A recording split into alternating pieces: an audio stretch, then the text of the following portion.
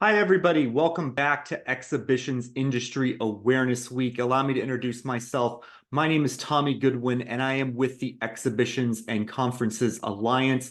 Thank you all for being part of this wonderful week of information about the wonderful opportunities in the business events industry. So far this week, you've heard from so many great associations and other contributors to the business events and exhibitions world, talking about career opportunities in the future workforce. And I'm here to do something maybe a little different today. The folks you've heard from already this week have talked about what's available right now and the opportunities and the gaps we have in our industry that we need so many wonderful people to come and join. I'm going to talk a little bit about what's coming around the corner. ECA, the Exhibitions and Conferences Alliance, we're an advocacy organization that represents all the folks you've heard from already this week and so many more. And I'm based here in Washington, D.C., and we are up on Capitol Hill trying to identify even more opportunities to create great job and career opportunities for folks in the business events world. So over the next hour or so, you're going to hear a little bit about ECA, what we're doing on Capitol Hill to advocate on behalf of the industry and create opportunities going forward. And I've also asked a couple of friends of mine, Chris Griffin from the Experiential Designers and Producers Association and Jeff Evans from the American Society of Association Executives, who are going to talk about two pieces of legislation that we're working on that will create even more opportunities for folks to find great jobs and great careers in our industry in the months and years ahead. So thank you very much for joining us. We're going to come right back. We're going to talk about ECA and our work on Capitol Hill. So thanks for being with us on Exhibitions Industry Awareness Week.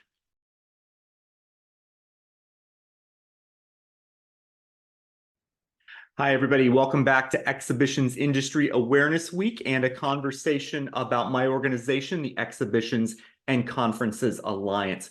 So why are we talking to you today as part of this wonderful week?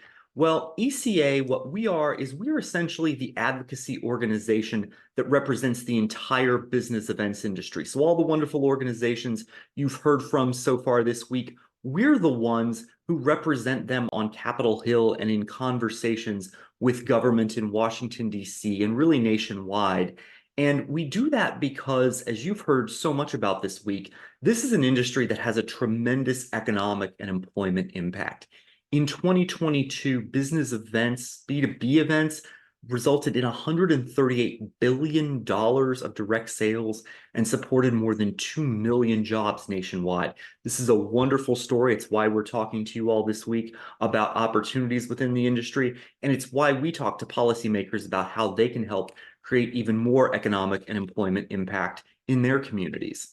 So like I said, ECA involves all the organizations you've heard from this week: the Exhibition Services and Contractors Association, EDPA, the Experiential Designers and Producers Association, CISO, the Society of Independent Show Organizers, the International Association of Venue Managers, IAEE, the International Association of Exhibitions and Events, and some other organizations you see up here, including the Trade Show Labor Alliance, which represents 5 of the labor unions that support our industry. So really, ECA is all about the entire industry coming together and focusing on the advocacy priorities of the industry here in Washington, D.C. And really, we have 5 of those that are all about everything from making sure that we have a favorable operating environment, to being able to enable people to travel around the world, to come to business events and to produce business events like conferences and trade shows and exhibitions, making sure that we have welcoming environments for our events, focusing very heavily on the industry's path to net zero and how we decarbonize and bring people together in a sustainable and responsible way. And last, but certainly not least, really focusing on the future workforce of the industry, because the hardworking men and women who are part of this industry are the backbone of everything we do. So they're obviously a focus for us. And we think about the workforce advocacy that we do within ECA, really focusing on how we attract and train our next generation, the folks who are going to come in and make such a tremendous impact in this industry. It's really about bringing more people into the industry, giving them the training and development they need, and making sure they have incredible jobs and incredible careers that can last with them for a lifetime. And so when we're talking on Capitol Hill and with policymakers about opportunities to increase the training available for our future workforce, we're focused on a couple of different areas. One of the bills that we focus on is something called the Bipartisan Workforce Pell Act. Folks may not know, but the federal government spends nearly $24 billion annually on Pell Grants to give students the opportunity to get the education that they need to launch their careers and have great middle-class jobs and middle-class careers. Well, we think it would be really great if we did this for skills-based training too. How can we take the existing money that's spent on Pell Grant programs and broaden how it can be used, bringing it into 8-week high-quality workforce skill training programs, whether that's learning how to drive a forklift on the trade show floor, or carpentry, or electrical work, all of the wonderful trades that are needed to put on business events. We're focused on creating opportunities to bring those people into the industry, get them the training they need, and giving them great, good paying jobs. And so this piece of legislation has been very active on Capitol Hill. The House of Representatives Education and Workforce Committee at the end of 2023 voted this bill out on a huge bipartisan majority. And so our goal at ECA is to get this bill onto the House of Representatives floor, get it voted on, get it over to the Senate, and get it to the president to be signed this year, because we want to create even more training opportunities for our next generation workforce. The other piece of legislation we work very diligently on is called the Freedom to Invest in Tomorrow's Workforce Act. And folks who are with us may know of something called 529 college savings plans. These are plans that allow people to sock money away tax-free and being able to spend it on college courses, everything you need at college, from dining plans to room and board, the whole 9 yards. What ECA and a whole lot of other organizations would like to see is the eligible expenses for those programs expanded to include workforce training and credentialing programs. Those are absolutely critical to getting people not only into our industry, but once they're in the industry, getting them some additional training, getting them some certifications that they need to grow their careers and advance and have access to even more great opportunities within our industry. And a lot of policymakers on Capitol Hill agree. So far, nearly 125 members of the House of Representatives and the U.S. Senate have signed on to this bill, and we're working with our industry leaders and advocates to continue to push this so that likewise, this gets signed into law and it creates even more opportunities for workforce training and development, which we see as absolutely crucial to our industry. And that's just a little bit about what we're up to. But I want to take some time and go deep on those two pieces of legislation, the Bipartisan Workforce Pell Act and the Freedom to Invest in Tomorrow's Workforce Act. And to do that, coming up next, I'm going to bring in two of the most remarkable industry leaders and advocates out there.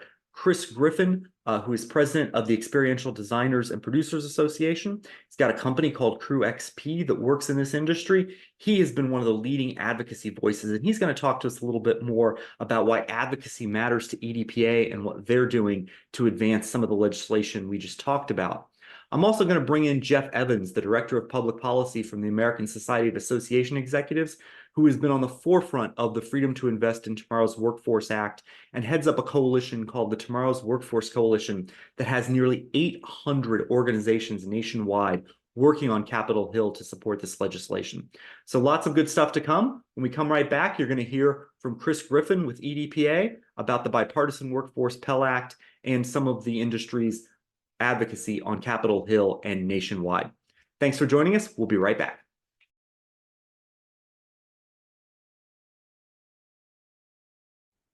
Hi, everybody. Welcome back. Exhibitions Industry Awareness Week. Now that you've heard a little bit about ECA and where we fit into this ecosystem, I want to bring on somebody to talk about some of our workforce advocacy efforts. I think you heard from him earlier this week.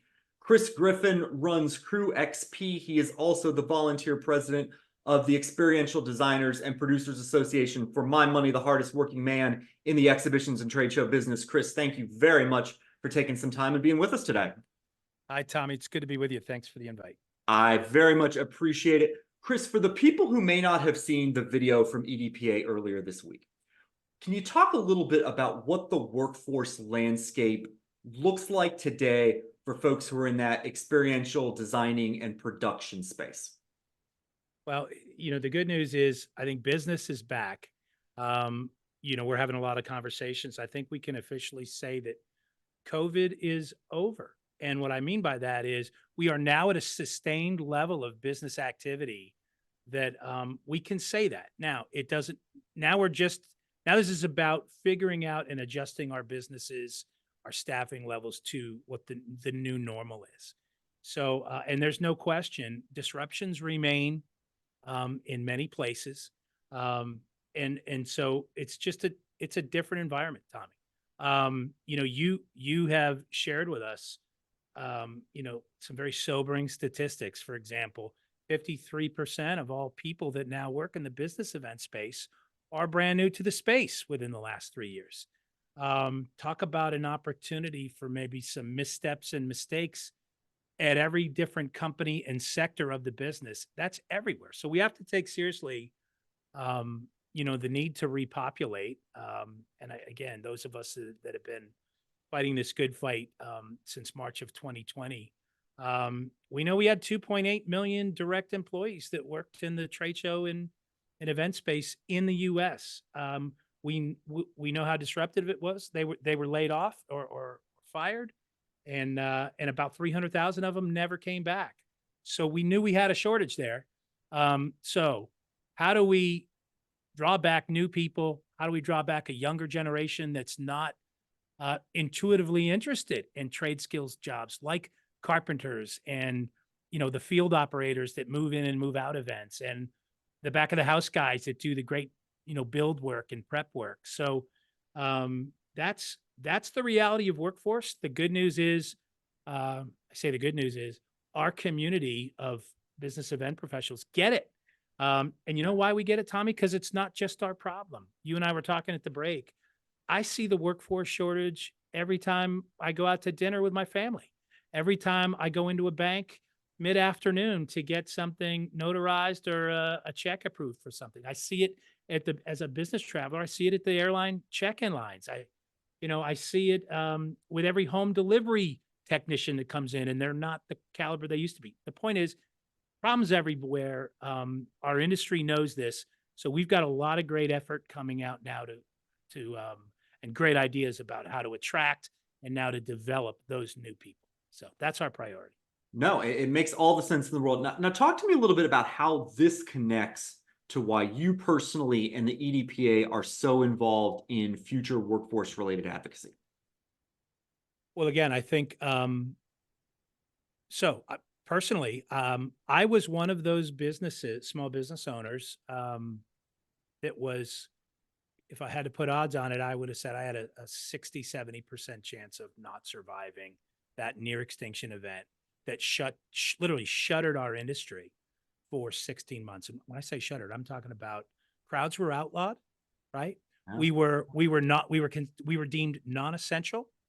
And yet as a small business owner, with two sizable manufacturing facilities, the lease payments still had to be made, equipment loan stuff still had to be made. We could furlough all our people. A core group could work for no money. And there was no clear path to when we were going to recover. Remember, Tommy, when we thought it was just going to be home for a month and the government all paid us some money and 30 hey, days this to is going to stop be the great. spread. And then it was going to be 3 months. Okay, it's going to go through the summer. We'll be back in the fall. And literally a year in, you go, I don't know how we recover from it. So for me, it was very personal. I threw myself into talking to our elected officials with a bunch of other people going, how do you not pay attention to an industry that contributed $101 billion to the U.S. economy in 2019? Anyway, the good news is we're back. I think 78 billion is the contributor in last recorded year here in our recovery, but we have a lot of new people and still a shortage of people. So it's personal to us because those of us that survive, and we're proud survivors, we know that for us to continue to serve big brand customers that still get face-to-face events are the smartest way to market their product and services and build relationships with customers. We've got to be able to deliver for those folks on design and build and move in and move out and expertise. So that's why the EDPA is really getting behind this, is because we plan on surviving and we know we can see what's needed and like heck to fill those gaps. Sure. A little earlier, I shared with folks some of the legislation that we are advocating on, and one of those pieces of legislation is called the Bipartisan Workforce Pell Act. Can you talk a little bit about that and where the opportunity for this industry is within that bill? Sure. By the way, can I just say I'm a fan of anything with the word bipartisan in it these days, Tough to Tommy? find So, these days. but those of us that are news junkies or tune in even for a snippet at night, um, how often do you get something that both sides of the aisle on Capitol Hill can get behind? And I think putting people back to work and bringing in more jobs and educating people that are starting their professional careers, everybody can get behind that. So look, I think we have to take responsibility. Those of us from my generation and above, and what am I, 10 years younger than you, Tommy? Is there 15, I think. that's my story. I'm sticking to it. Our parents told us, "You will go to college, young man."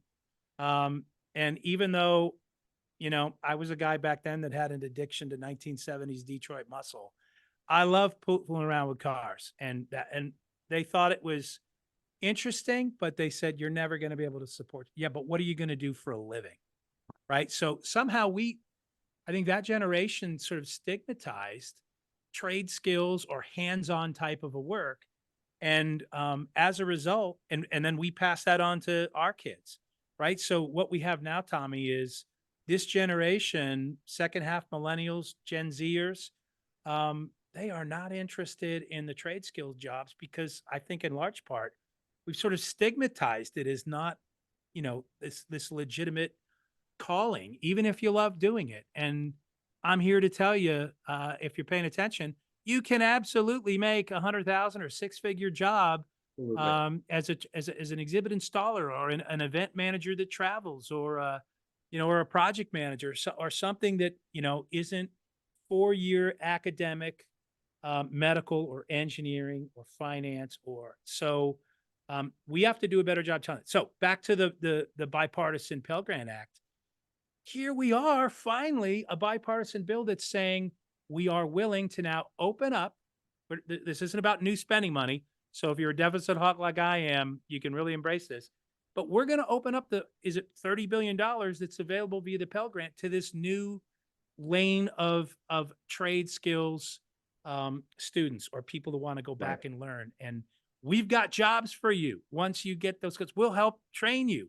But it's great that those funds are now available for trade skills. And so love that, and love that the 529 accounts, those parents like us that use to save money for the kids in a tax deferred way, those dollars can also be used for trade skills type jobs. So anyway, super happy to see something really meaningful happening on Capitol Hill that I think can have a direct impact on us repopulating.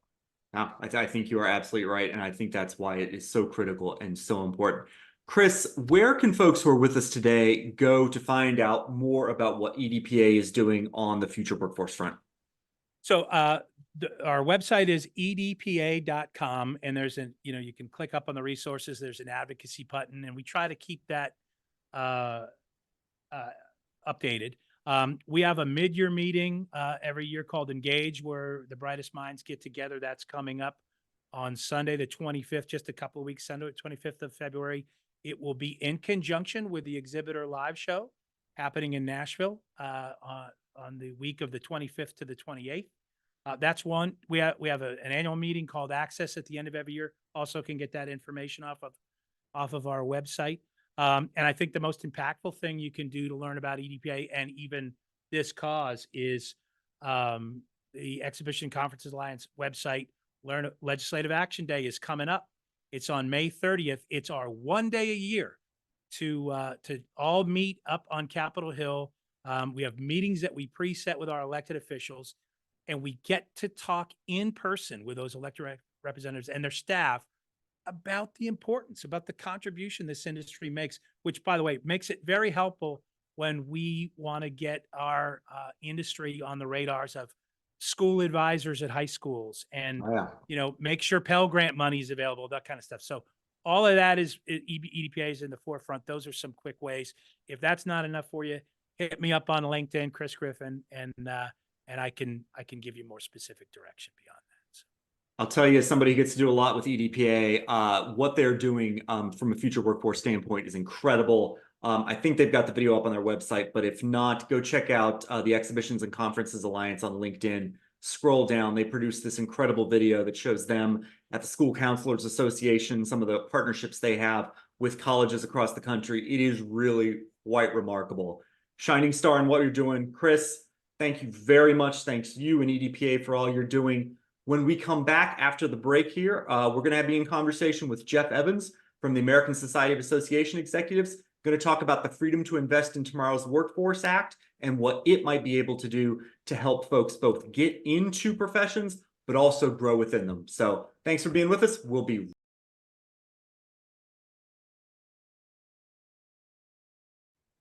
Welcome back, everybody. Tommy Goodwin from ECA here with you again. You just heard from Chris Griffin, the president of the Experiential Designers and Producers Association, about the Bipartisan Workforce Pell Act and the work that EDPA is doing from an advocacy perspective. Want to switch gears and bring in a friend and policy expert here, Jeff Evans from the American Society of Association Executives. Jeff has been leading the charge on behalf of a group called the Tomorrow's Workforce Coalition, which has nearly 800 members, 800 organizations nationwide working in support of a piece of legislation called the Freedom to Invest in Tomorrow's Workforce Act that we talked a little bit about during the introduction. But I want to go deep with Jeff on this. Jeff, thank you very much for being with us today. Thank you for inviting me. No, my pleasure. And I wanted to talk to you because obviously, being with ASAE, with all of the associations, you've got your finger on the pulse of what the association community is thinking and feeling. What are you hearing from associations these days about future workforce-related issues? Well, thank you for the question, Tommy, and thank you again for having me here. I'm thrilled to speak with you about this very important issue. But pretty uniformly, we're hearing from our members just alarm bells about workforce generally. Shortages, pipeline issues, not as many people gearing up to enter a certain sector. People are concerned about the next 5, 10, 25 years of their industry or profession because things are just a little unusual right now. And so that's why we put so much effort into building the workforce and helping people build that certainty in their sector's future. Oh, it's very, very interesting to hear. So what are you and ASAE doing to help make a difference here, given what you just laid out? Sure. Well, I will say everything that we possibly can, but specifically speaking, as you alluded to earlier, there is a bill, the Freedom to Invest in Tomorrow's Workforce Act, which is our priority legislation in Congress. It's a bipartisan, bicameral bill, so it's in both the House and the Senate. And it was reintroduced for the third time in March of last year, 2023, and has grown quite a bit in terms of support in Congress. The House bill just reached 114 bipartisan co-sponsors, including 11 members of the House Ways and Means Committee, which holds jurisdiction over the bill. And the Senate version is now at 17 bipartisan co-sponsors, and we just got Senator Langford on board, who is on Senate Finance, and that committee has jurisdiction over the Senate bill.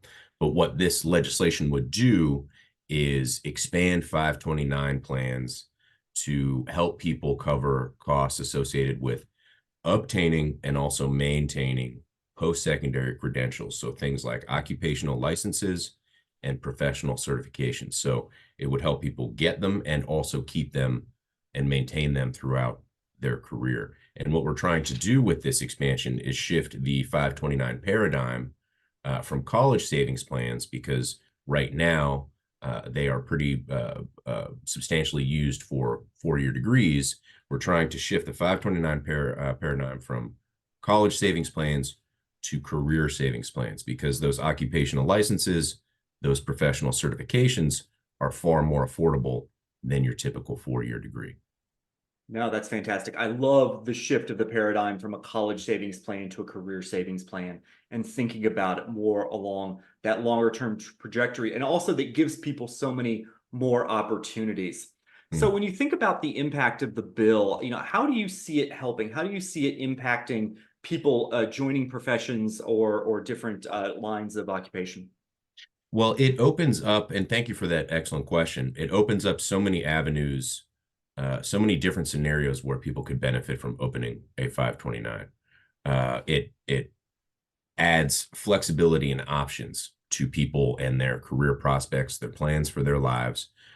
So, historically, 529s have, when a child is born or a child is about to be born, parents or grandparents open up a 529, usually with the expectation that those monies will be used for a 4-year degree. Now, hopefully now, with this expansion, when it passes, yes, people could still open up a 529 when a child is born or when a child is expected, and they could still do the regular kind of typical 529 scenario.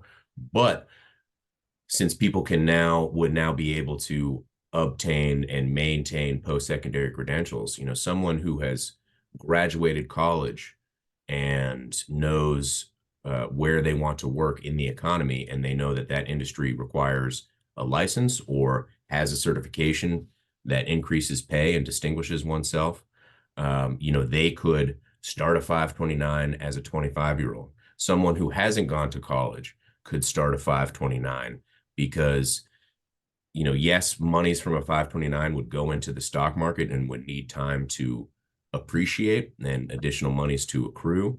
But if someone as a 25-year-old is earning a credential, they've got 30 plus years remaining in their career where they have to maintain that credential. And so they could use this 529, put modest amounts of money each month, $5, $10, $25, that kind of thing. And then when it's time for them to retire, they can give that 529 to their kid, and then, or their niece or nephew, that sort of thing. And then we're really talking about, not necessarily generational wealth, but giving people more agency with their economic future, their welfare, and their well-being. And then that's really what we're trying to do here. So many different options, so many different ways to make an impact. I hope the folks with us today see why ECA sees so much promise in that piece of legislation and what it could potentially do. Jeff, this is all wonderful news. Where can people go to learn more about this legislation and to potentially get involved? Sure. Thank you for that. And I really appreciate the opportunity to talk about this important issue. First, I would say go to you and also email me. But I would strongly encourage organizations to join that Tomorrow's Workforce Coalition you mentioned. We are at 791 organizations. I really, really want to hit 800. It's been a couple months, because it's started off super fast. And obviously now that we're at a high number, it's slowed down. But there are no requirements to join in terms of money, obligations, things like that. Also activity, there's no engagement requirement. It's just, hey, join. And if you want to be involved further, connect with me and we can set up some meetings, things like that. But, reach out to your legislators, certainly participate in ECA's Advocacy Day in May, I believe it is. Forgive me, Tommy, if I have that wrong. But just, be there with us and give us your time and we'll make sure that this gets across the finish line. Well, hard to think of a more worthy cause. Jeff Evans, Director of Public Policy with ASAE. Thank you very much for being with us. Thank you for all the hard work you were doing. The idea of nearly 800 organizations working together, pushing this is really just incredible to think about and a testament to all the hard work you have put on this. So thank you very much, sir. Well, thank you, Tommy. It's not possible without your help. I mean that, but I appreciate the time. Well, thank you, sir. And we will be right back with more of Exhibitions Industry Awareness Week in just a moment.